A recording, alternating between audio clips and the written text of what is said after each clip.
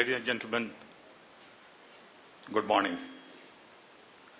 On behalf of CII and on my personal behalf, I want to welcome you all at the CII CEO Forum, a series of lectures on realizing India's potential, the first to be addressed by Mr. Bill Gates, Chairman and Chief Architect of Microsoft. Special welcome to few guests, Venki Narayan Murthy, Engineering Dean at Harvard University, several other deans with him, and I believe they have a team of about 24 academicians from the US. Special welcome. I'm delighted you could join us. I'm Sam Pitroda, Chairman of the India's National Knowledge Commission. CII, as you know, is a non-profit, non-governmental, industry-led organization. Information and communications technology developments in India has always faced three major challenges. One, applications. ICT in India is not about hardware, software, but about relevant, timely applications in local languages, local content, and it demands out-of-the-box thinking. ICT earlier in the Western world has been used for productivity and efficiency in corporate sector. In India, it has to be used for basic human needs. Comfort zone in India is status quo. We have system which is based on perk, privilege and patronage, and it is hard to bring in performance and productivity that comes out of IT.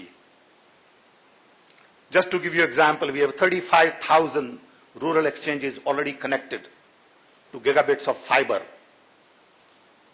but we can't light it because we have no applications. I hope we talk about some of these issues today. With this, I would like to introduce Mr. Gates. I have a long resume, and I would ask for his permission to shorten it. Mr. Gates is a chairman and chief software architect of Microsoft, the worldwide leader in software services and solutions that help the people and the businesses realize their full potential. Microsoft has revenues of around 40 billion, more than 55,000 employees in 85 countries and regions. Under Mr. Gates' leadership, Microsoft's mission has been to continually advance and improve software technology and to make it easier, more cost-effective, and more enjoyable for people to use computers. The company is committed to long-term view, reflected in investments in approximately $6 billion on R&D in 2005. Born on October 28, 1955, Mr. Gates grew up in Seattle with his two sisters. Their father, Mr. William H. Gates, whom I had an opportunity to meet and spend a fair amount of time at one of the meetings in Seattle, is an attorney. Their late mother, Mary Gates, was a school teacher, University of Washington Regent, and chairwoman of the United Way International. Mr. Gates was married in 1994 to Melinda French Gates. They have 3 children. He is an avid reader and enjoys playing golf and bridge. I'm going to skip the next page, which is very long, but I want to add my own 2 bits. Mr. Gates is the wealthiest man in the world. With this success and enormous wealth, he has taken on enormous social responsibility with global outlook and concern for the mankind. This is reflected in his commitment to his foundation, where he has donated a large part of his wealth. As part of the Bill Melinda Gates Foundation, with commitment to global poverty, education, health, and I am told he spends a fair amount of his time, which is even more valuable, to these causes, takes a great deal of interest. With this introduction, ladies and gentlemen, I bring to you Mr. Bill Gates. Well, good morning. It's a great pleasure to be back in India for my 4th visit. There's a lot of amazing things happening. My last visit was 3 years ago, and the progress in the economy, in the deregulation, in the IT sector, in the medical sector, have all been fantastic. India is really moving in a very positive direction. India has a huge role to play on the world stage. The visit I'm making this week will focus on the work of Microsoft and the work of my foundation. But this morning I want to move away from those specific topics and talk more broadly about these opportunities that India has. Microsoft often talks about people using software to achieve their potential. Well, if we think about this in terms of India, the potential is quite amazing. After all, the human resources here are really fantastic. And if they're given the opportunity from a young age to pursue their curiosity, to reach out, to start businesses that are both domestic in their focus and global in their focus, the entire world will benefit in an incredible way. But there are some factors that will determine how quickly this takes place. And these are areas that I think we need to put even more focus on. All of the corporate entities in the country, the government policies, all of us who care about seeing this potential achieved early need to redouble our efforts in these areas. The 4 areas that I want to touch on are literacy, and I'll use that term very broadly, productivity, digital inclusion, and innovation. Well, literacy, of course, historically has meant the ability to read. And of course, still today there is no more basic skill. Whether it's young women or young men, that's a necessary element to be part of the future workforce. However, just traditional literacy is no longer enough. The key to being productive is having a very broad set of skills. And the key factor here is, of course, the investments being made in the education system. I think everyone would agree that part of India's great success in the IT sector comes from the fantastic investment that the government made over decades in institutions like the Indian Institute of Technology. Several years ago, I had a chance to be at the 50th anniversary of IIT, and that was an amazing event. Of course, the particular event I went to was actually held in Silicon Valley in California, and yet there were no shortage of incredibly successful graduates to come and attend that event and talk about how the basic idea of using education to drive India's potential was really a theme that was important for the future as well. What kind of learning do people need in this economy? Well, certainly they need familiarity with the computer. The computer is not just a tool for IT, it's a tool for all range of activity. If you want to connect up to the latest information in any field, if you want to find other students that you want to share ideas with and collaborate with them, the technology will let you do that. If you want to comment on the articles of the day and see that latest information, and even take an article and drill down into the facts. You know, if it's an article about the government budget, there should be links there where you can go in and look at it state by state, item by item, and really be fully empowered to understand what's going on and to suggest a better way of doing things. All new product designs are being done on a digital basis. Out is the traditional approach of building a product physically first to make it ready for manufacture. Today, product design is done in a fully digital way. And so jobs that in the past would have been about metalworking are now more and more starting in this realm of software, even though we wouldn't think of those as being in the IT sector. If we think of an industry like automobiles, there a lot of the innovation comes through being able to track the market and do the designs and collaborate with partners using IT as a tool. When people think about great businesses in the United States like Walmart, they don't talk so much about unique retailing innovations. Rather, they talk about innovations in the use of information. And so this idea of literacy has got to extend out into the entire country. That's a big challenge. The people in the rural areas, getting them connected up requires new technologies, lower cost technologies, better technologies. Yesterday I spent some time in the slums here in New Delhi. And as I was walking through those slums, I was not only thinking about the health issues that were the particular focus that day, but also thinking about, where are the computers? Here was a setting where there was electricity, and so it should be possible to bring those capabilities in to all the children that I saw there. And so pervasive literacy is not an unachievable goal. It's not even an idealistic goal. I think it's a very basic thing that we can enhance the definition there and expect companies and the government to work together and measure year by year, where are we falling short?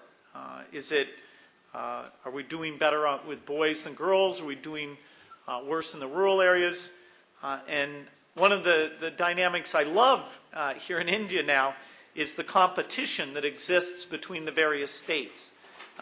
When I sit down with a state to talk about something like literacy or e-government, they're all very proud to talk about the great work they're doing. And that's the kind of dynamic that drives things forward, as people see the best examples, the right type of investments, the right type of form takes place.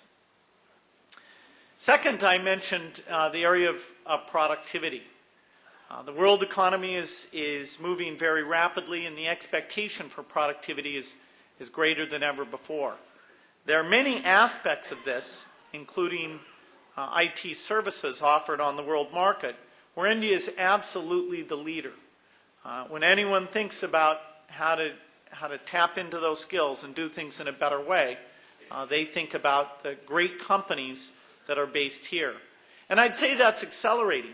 It's an area where, even though other countries are thinking how do they get involved in that, the learning curve that's taking place here, the deep understanding of how to train people and understand all of these different solutions, it just keeps getting better and better and better. And so in that one sector, there's no doubt that the jobs creation will continue to be strong. In fact, the only limit I see to that sector is really the educational output. The demand will exceed supply, and so we can say that over the next few years that the salary that somebody receives won't, if they have a great college education, particularly in this IT area, it won't be based on the country that they work in. Rather, it'll simply be based on that educational level. Any students that the country can turn out with the great education, the demand will be there. I know as an employer, Microsoft is hiring as rapidly as we can, moving from about 4,000 today to over 7,000 in the next 3 or 4 years. And that doesn't even count the even larger number of people who indirectly do work for us through the money we spend with partners here. And the skill sets are rising. The investment in both government universities and private universities are fantastic to see, because everyone who gets that education will have fantastic jobs. Now, if we look at other sectors of the economy, if we look at small and medium-sized businesses, particularly the small and medium-sized businesses that are engaged in domestic manufacturing, we don't see the same level of investment. In fact, ironically, in a case of the shoemaker's children not having the best shoes, if we look at the use of IT in the country, there's still far more that can be done. There are many ways of measuring the figures here, but I think all of them tell the same story, which is that in these other sectors, there will need to be increased investment in IT. Again, this is an area where the government, through education, through incentives, has a role to play, but also all of us in industry, reaching out, coming up with model examples, making sure the success stories are well understood, that the technology is far more approachable than it is today, and drive forward the domestic market. Obviously, one of the issues that comes up here is the opportunity to create unique intellectual property, and I have no doubt that in the same way that that's being driven forward in the pharmaceutical sector, that it'll be driven forward in the other areas as well. And so a very positive cycle of investment, increased productivity, new financial approaches that have been very available in the IT space. We need to get that same positive cycle of activity to help us in the area of productivity as well. Let me now move to the third area, which is digital inclusion. This is a topic that for me really goes back to the very start of Microsoft. 30 years ago, when we started Microsoft, it was with the belief that we could take the personal computer and make it a tool for every home and for every desk. We literally wrote down at that time that was what our company was all about. Not the size or the profit or even any particular innovation, but rather the pervasive availability to have this tool. It really is a magical tool. I mean, somebody who's got a personal computer connected to the internet has something that they can learn from in a far better way than even the tools I had as a very privileged student growing up. When I wanted to read something, I opened the encyclopedia and started going through it alphabetically. Today, the equivalent on the internet with Wikipedia and Carta and many other content offerings that are out there is that you can navigate knowledge in a far more straightforward way. You can see timelines, you can see videos, you can test your knowledge. And so the power of this tool is really something to magnify our own innovation, our own creativity is really unequaled. Most of the tools we've had in the past magnify our muscle power rather than our brain power.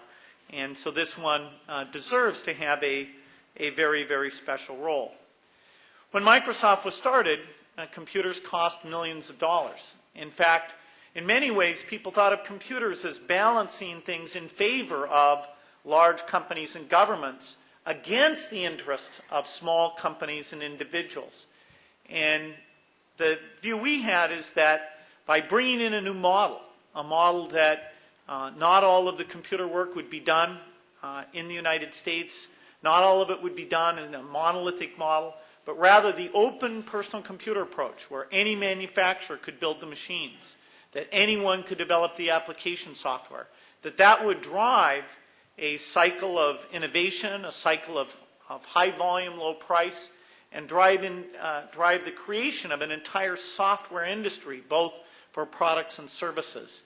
And Microsoft, we move so quickly we don't look back very much, but on the occasion now of our 30th anniversary, it is amazing to look back and see that there is a software industry today that's very worldwide, very, very innovative, whether it's in products and services.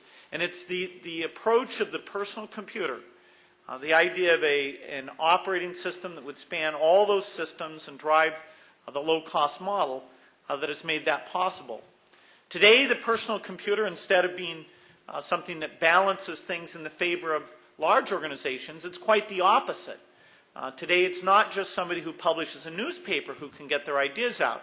It's anybody with a personal computer can sit down and blog and share their ideas. Now, that very pervasiveness means that some of those blogs are not very interesting, but some of them are very provocative. Some of them are linked to and shared and mailed around. And it takes what we've always known is important about the media, the ability to shed light on things, and it brings that to a whole new level. And we're really just at the beginning of that, as this is a tool for visibility, for everyone to participate and see things that are going on, and that exists very much at the individual level. As various countries around the world have tried to tighten information control, they're now finding that it's impossible to allow this tool that allows them to have a modern economy and have any ability to restrict information flow to citizens. And that's a very good thing. It's meant that the idea of democracy that's so fundamental in India and the United States is really on the spread now, with technology playing a role in helping defeat people who try to roll back access to information and democracy. So digital inclusion there are many reasons we should believe in this. For Microsoft's employees, it's partly why they think of their company as a special place. I think India is a place where a number of the breakthroughs that are necessary will take place. After all, you've got such great talent in this country, and yet you've got such great need. Today, broadband access is only available to a few percent of the population. So that's the starting point we have. I think that if we think 10 years out, we can make that entirely different. In fact, the goal should be that only a few percent should still not have access, even in 10 years' time. We don't just mean people who are well off. We don't just mean people in the cities. We don't even just mean young people. We need to make this technology broadly accessible. And this is a place where breakthroughs that let us move away from only using the keyboard to being able to talk to the computer, just natural speech that can be recognized with very high accuracy, that's something that will come in and make these systems far more approachable than they have been today. That's been worked on for many decades, but we can say this next decade is when that will become possible. And here I don't just mean being able to recognize spoken English. I mean being able to recognize all the native languages that are spoken here in the country, and just taking that for granted as part of the interaction with these tools. Digital inclusion is definitely something that, again, the government has a role to play, and all of the companies. Getting the software out there, having employees who volunteer, making sure that there's hyper competition in the efforts to install the fiber out to these villages, making sure we experiment with the new wireless approaches that can bring these costs down. India should really be the crucible of this activity. And it's with that in mind that as we created our fourth research center, we have one in the United States, one in Europe, and one in China. As we created our fourth here in India this year, we really said that the theme of that would be about low-cost computing, and that this would be the place that would lead the way on making those breakthroughs. The fourth area, I think, is critical as we think about rapid achievement of India's potential, is innovation. And this is an area where we can say that the last few years have been really fantastic. And this is not just true in the country. If we go to companies like my own or Intel or the smaller companies, if you look at the top people in those companies, if you look at the great engineers in those companies, India has a very disproportionate role in providing that great work. And I think we can now see the dynamic where people go from India to the United States, do great work there. They go from the United States and coming back to India, that the balance of trade in those great skill sets is relatively equal. There's flow in both directions. It's a very good thing. And so some of the experience of working in multiple countries is here now to take all the skill sets, not just engineering, but management, thinking about intellectual property, and really bringing those things together. Certainly, if I think about this in the pharmaceutical sector, the last few years have really seen the founding of companies that will grow to be world-class companies. And I think that's true not just for medicines that are unique to India that address some of its own problems, but to the medicines that are used around the world. We can have a dual track. We can focus on the particular unique needs, some of which government and philanthropic funding will be part of, at the same time as we focus on those world markets and use both of those things to build up the skill sets. The entrepreneurialism of the people of this country is well known around the world. I was talking with the finance minister this morning, and both he and I were sharing examples of companies in China that are actually being started by Indian entrepreneurs. And that may seem like a strange thing, but in fact, it's a great illustration of the vigor, the seeking of opportunity that the energies in this country are naturally going after. And so we can build on the strengths that exist today. We can grow that. And so I have no doubt that the balance of innovation, particularly as we think about the kinds of things that C.K. Prahlad wrote about in his book about the market at the bottom, that breakthrough ideas about efficiency often come when you have to really break out of the old mode and be able to think in new ways. And that's why I think every company should have R&D activities here in this country.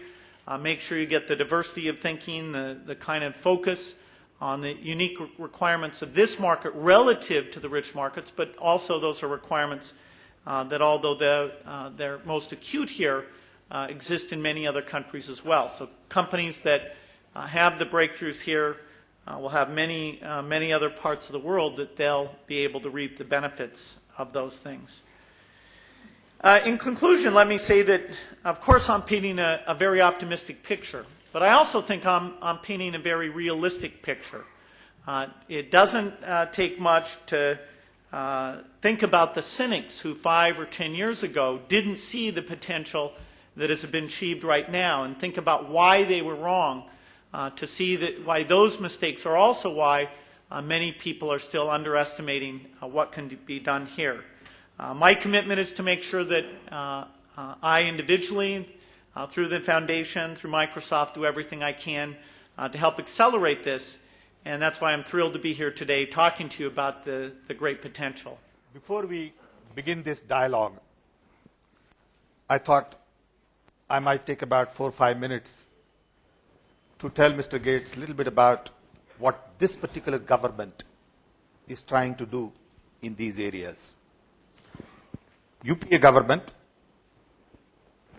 chaired by Mrs. Sonia Gandhi and led by Dr. Manmohan Singh as the Prime Minister, has really several major initiatives launched in some of these areas.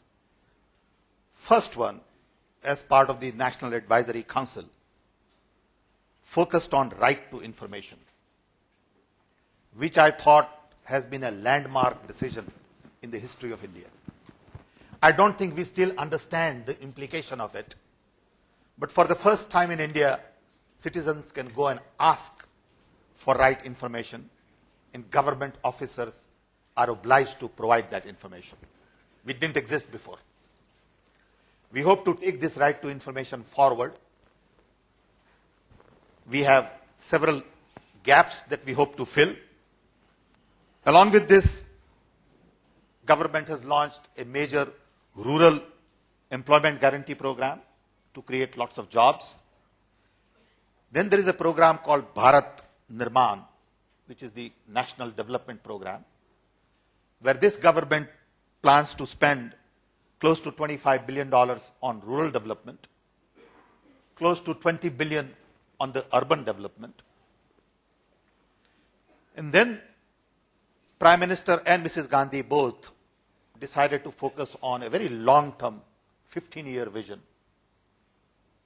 and decided to launch National Knowledge Commission. This commission has about 8 key members, and our responsibility is to look at 5 areas of knowledge: access to knowledge, which include right to information, reservation quotas, affirmative action programs, libraries, networks, portals. Second, all of the concepts, primary education, secondary education, universities, distance learning. Third, creation of knowledge in all our science and technology laboratories, agricultural research, health-related research, patents, copyright, trademarks. Fourth, applications of knowledge in agriculture, small-scale industries, and health. And finally, e-governance, which I believe is very critical for us going forward, mainly because, as I said earlier, this gives us an opportunity to re-engineer our old processes. How do you get admission in school? How do you get a land record? How do you get birth certificate? How do you apply for pension? All these processes were designed long time ago. And e-governance, computerization gives us a whole new window of opportunity to leave behind British Raj and really build new India that we all dream of. I think these initiatives are critical to what you have said in terms of literacy, productivity, digital intrusion, and the Indian skill set. They all tie in together. With this, I'd like to really go through some of the questions which CII members have given me and see how you can respond, and maybe we can have a little dialogue. First question is, how is Microsoft planning to leverage India's human capital and its large market to see India leverage ICT for inclusive and sustainable growth? Maybe we take question at a time. Okay. Well, there's two ways to think about this. The first is that Microsoft will be able to build great products because of the work done by our employees here in India and the work that we give to our partners here in India. This is the country where the percentage increase in our employment is going to be absolutely the highest, going from, I mentioned, going from about 4,000 to about 7,000 over the next 3 to 4 years. And that's literally hiring as fast as it reasonably we can do it in terms of getting the management structure in place. This is the only country where we'll be able to achieve that. And it will be a key part of our product development, our research, our services, our support, all the different things we do with our customers. We'll be able to complement that by the projects that we also do in the country through the key partners. And so we'll be spending substantial increases in those things. So we're dependent on the manpower here, and that's partly why it's great to see the scaling up that's taking place all the way back into the education system. But what about local applications, local content, relevant applications? Yeah, for us, there's a very important balance here. The local applications should be done by the local software developers. And so our role is to make sure that if you're in the university, you're able to use the very latest software tools. If you go out and do a startup, that we're there with those tools, helping to support you. It's really the developer outreach. I never would have expected the services sector could get so strong with such a limited number of software product companies. There are some, they're doing good work. It's mostly export-oriented. As intellectual property is stronger here in the country, people will see the opportunity, and we need to be there supporting them. Some of that is work that we'll do. The local language support, not just the text on the screen, but also the handwriting recognition software, the speech recognition software. We'll work with local experts to make sure that applies to all the broadly used languages. But what you're saying is basically you'll be focused more on the tools than on the applications. That's right. I think that when it comes to understanding the unique curriculum here in India or the unique needs of the local manufacturers, the approach we've used of saying there's a huge software industry out there and we create that opportunity, that's going to be the primary way we go about it. The second question is about the manifestation of digital divide is stark in developing countries. There's a big gap. A lot has been talked about, discussed in the last few years in the international media, especially at UN. As a global thought leader, what would you say is the missing link to bridge this divide? Well, first I think we should recognize that the divide is nowhere near as bad as it was back in the past. You know, when mainframes were only available to a few people, we had the ultimate digital divide. And you know, here in India today, we don't have the percentage we'd like, but we do have tens of millions of people who both in their home life and their work life have this tool, simply take this tool for granted. And the rate of growth in the PC market and broadband connections has been very strong, and I think we'll actually see that accelerating as people go after these very large infrastructure investments to put the fiber out and to get low-cost broadband availability. One benefit that India has is you've always had a very strong media market, and so as we take TV and put that onto the internet, and it's actually a new generation of TV that's much better with targeted advertising. Therefore, we can take the media economy and partly have that defray the investments that we need to make in this infrastructure, and then the infrastructure gets used for voice, video, and data, all of those coming together.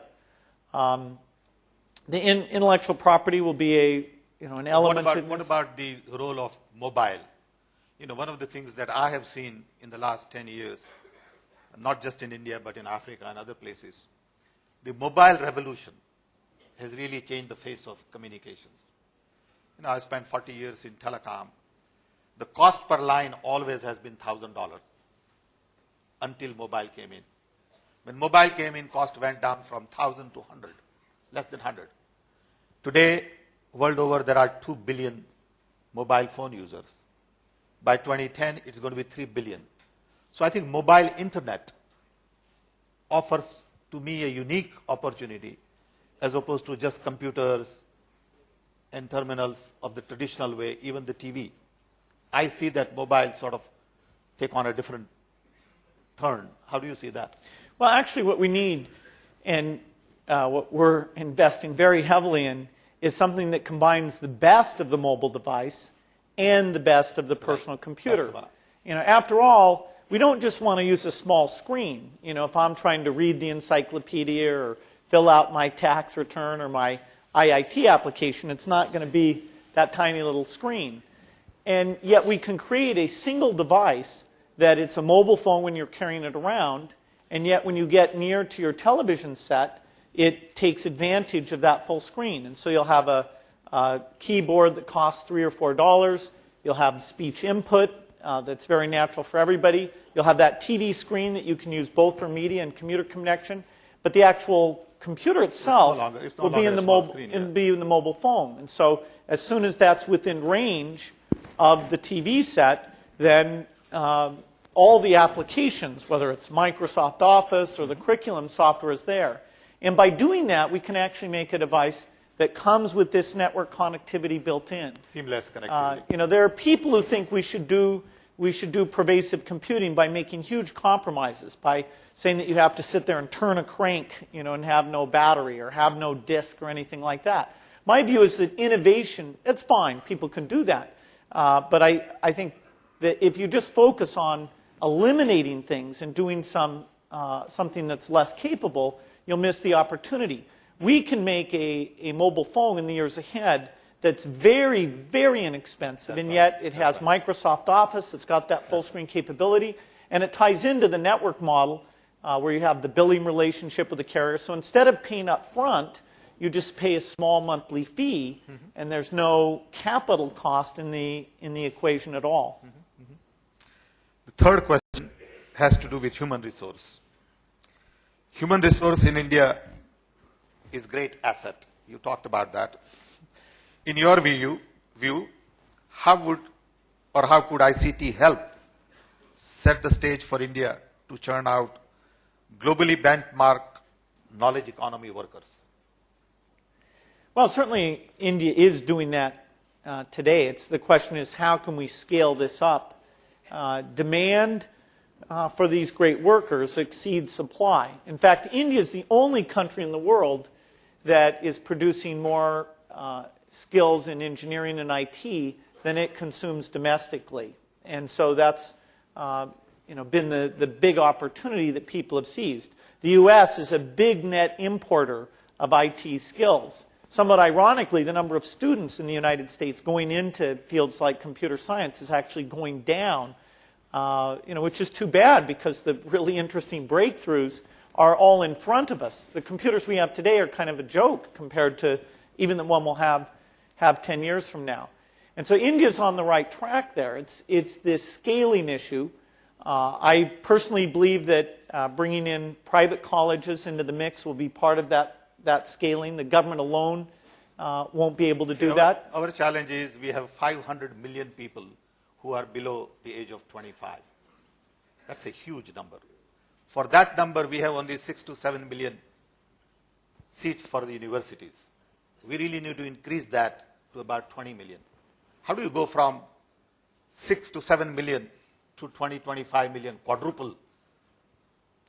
Well, you have to innovate is the answer. And I think this is a great opportunity to rethink the idea of a university. Today, the university combines many elements. It combines the idea of these great lectures that you go to. It combines study groups. It combines having the students there with various laboratories. That lecture piece should be broken off. And on the internet, the very best lectures in India, the very best lectures from Cambridge or Harvard or all over the world, those video lectures will become available. And so the students can consume that wherever they want. They don't have to go and all do that together. And so that's the starting point. And so you can take your personnel in a university and refocus it on things like the study group, how you motivate, how you deal with any lack of understanding that the students have. And so I think we have to re-engineer the university. We're just seeing the very beginning of this. In fact, I remember a very interesting conversation with a professor where we were talking about how IT was so revolutionary, and he was saying, I don't even know why I'm talking to you. You might not be in business in the next 20 years. And I said, okay, you're right. I might not be. But I said, hey, the role of a professor might not be the same as it is in 20 years. So maybe we should talk to each other. Good thought. The last question is on cybersecurity. Cybersecurity is a major concern for all of us. What, according to you, should be done by nations to collectively address this threat? Well, this is a very important issue. In fact, we can't achieve the dreams we have for using the internet to drive business if we don't make great progress on these things. It's actually, if we look at our R&D budget at Microsoft, this is the single biggest thing. It's over 30% of the work we do. Now, fortunately, most of that work is invisible to users. They don't have to think about it and know it's there. But for example, the idea of detecting email that's just spam and getting rid of that for them. The idea of making it so when they go to a website, they're not fooled into thinking it's their bank website and giving out their password. We can just do that on a very automatic basis. It's not just an issue for Microsoft. It's an issue for the entire industry because the internet was not built assuming that bad people would be on the internet. The model for the internet was that it would be used by the military and maybe somebody would be bombing the internet. And so the design is really excellent that if one piece breaks, that you can route around it and there's still great connectivity. But nobody thought that literally on the internet itself would be people who are trying to flood things and fake things. And so year by year we've had to step and say, wow, this is an infrastructure that is as important to society as electricity is. Actually, I said that a few years ago and then there were some big blackouts. So now I have to say that our goal isn't to just be as good as electricity. We actually have to be better than electricity. They need to make some improvements as well. And some of the most state-of-the-art work in computer science, not just cryptography, but also how you audit these systems, how you track these systems. Some of the great advances are in this area of security. And so the relationship we have with universities will be very important here. We need to change some of the standards. Today you use passwords a lot, and people tend to use the same password on multiple systems. It's a very insecure approach. In the future, you'll have either a smart card or some sort of paper certificate that the computer can scan that really guarantees you are who you say you are. So at many levels of the system, there's work to be done here. I'm very optimistic that we can make the right advances and that it won't be something that holds us back, but only by very big attention being focused on those issues. Security becomes even more critical in the wireless world. Well, yes and no. There's always been the notion that you can tap in and listen to the communication. Even if it's a twisted pair, you can tap in. It's just more obvious that you can tap in when it's wireless. You don't even have to go find the wire. You just have to get within range. And so I think that's good. It highlights for people the fact that you need end-to-end encryption. End-to-end encryption where you can't tap in, of all the security issues, that's the easiest one. Right. Knowing who's on the other end and what, if they're, say, accessing a medical record, which parts should they be able to see, or if they're querying a large database, what type of queries they should do before they start to violate privacy, that gets a lot harder. It's amazing that citizens, this is maybe more true in the United States, but there's a lot of interest in privacy. Well, it's not a new thing that people know every check you write and every credit card thing that you do. But as they themselves get used to these search tools and see how powerful they are, they recognize, wow, there's a lot of information about me, and the government's got to be more explicit about how that's used. The step you were talking about here in India, just open access, so I can at least know what the government is saying about me or my credit bureau is saying about me. That's a very interesting step. The whole issue is going to have to be far more explicit. In the past, privacy came because it was hard for somebody to find information. Technology has gotten rid of that. If we don't have clear rules, then we won't have the privacy that we expect. Thank you. I'm sure we can go on for another hour, but I think we are running short of time. I want to thank you for taking time for this interaction. Request my great friend here, Rahul Bajaj. I don't think he needs any introduction in India. He's always on two wheels. And I will ask him for formal vote of thanks. Not wired up properly. A vote of thanks or concluding remarks after two persons like Sam and Bill have spoken is superfluous, but perhaps still necessary. And I wonder, CII organizes these get-togethers with Sam. Who knows more about technology and knowledge than Sam? And then we have Bill. And then you have me.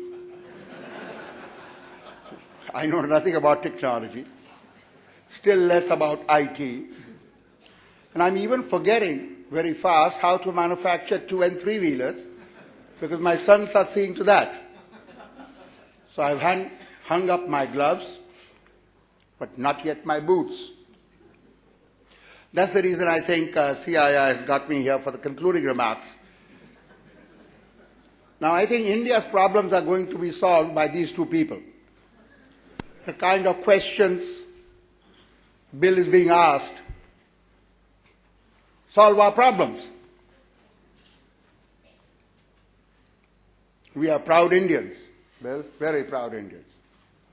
And I'm not getting into our 6,000-year history and demographics, 50% of the people very young, economy is strong, inflation is under control, human resources of India are great, that the world accepts now. Whether the digital divide, as Bill said, is reducing or not, it is reducing. The fact remains, the per capita income in his country I mean, the world is his country, but his country.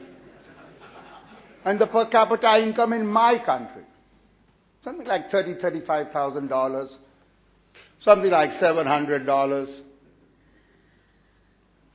Little different. Difference increasing with globalization and WTO and all. Poor going up, but the inequality is rising among nations, within nations. As a layman, when I talk of or hear about digital divide, how IT should come in, how IT-enabled services should come in, they are the means, very important means. But the end is the per capita income. How do you reduce inequality? Not by bringing the per capita income of the US or Europe or Japan down, of course not. It's neither possible nor desirable. But by getting the rest of us up. To me, that is bridging the digital divide. Bill referred to education and health. We all know we need infrastructure in India. Everybody needs infrastructure, especially India. Physical infrastructure, I won't talk about that. Roads, telecom, power especially today.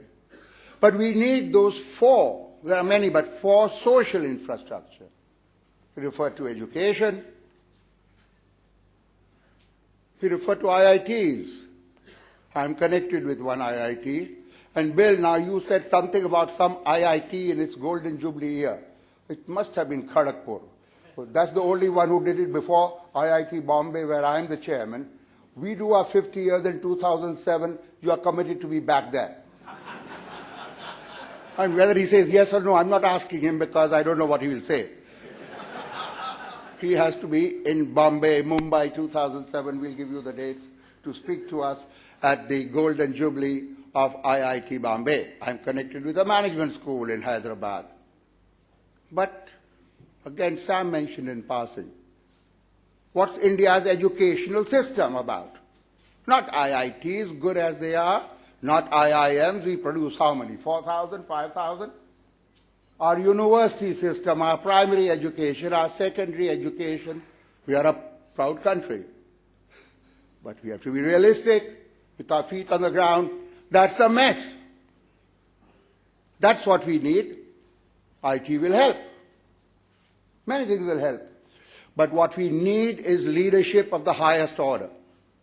Leadership of integrity, leadership of competence and capability, and the ability to deliver and implement, which has a lot of inefficiencies today and which has a lot of corruption today. That's what has to be solved, which only IT will not solve. It will help. We need to solve it. We need to elect the right people. Very difficult to ask Bill how to do that. We know the guy is a criminal and we still vote for him because he's my caste. I mean, what nonsense. But we won't go into that. I call him Bill, though by Indian tradition, Bill, I have to call you Mr. Gates, even though you are younger than me.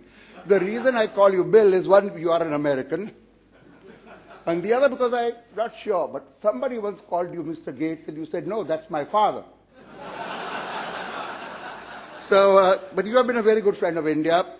As an employer, you refer to that. As a customer, as a vendor, even my small company uses some of the things you produce. I mean, it can be cheaper, it can be better, but that apart. We're not talking about that now. But what is more important than your being an employer, vendor, or customer is your deep engagement, providing resources and your personal time.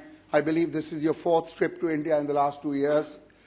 We met a couple of years ago when you were here. To our social tasks. We want to build a strong economy, of course, in India. But a strong economy without a good society, it can't last too long. And that's what you are also helping us. Whether it's malaria, whether it's HIV/AIDS, whether it's tuberculosis. I don't even know the details. We have no time to go into that. He has to leave now. But the last time he was here, I heard something about he's wanting to give some money, not much, a couple of $100 million, for HIV/AIDS prevention. Truck drivers, when they pick these things up, etc. Again, I'm a very proud Indian. But I heard that time, and I would have asked him a question, difference between, if any, the old government and the new government. You must have provocative questions and provocative answers. They were having difficulties in accepting his money. Whom will you give it to? Which NGOs will you give it to? How will you give it? We shall control it. Bloody hell, if I give you the money, why should you control it? Yes, I want to convert Hindus into Christians, that's a separate issue. But for HIV and AIDS, so your engagement in India, Bill, as I said, not only as Microsoft, but through your foundation, is very welcome. We welcome you to India once again, and I'm sure Microsoft's and Bill's engagement with India can only grow. And on behalf of all of you, on behalf of CII, may I thank, of course, Sam, a very old, very close friend, and Bill for spending this time with us. Thank you, Bill.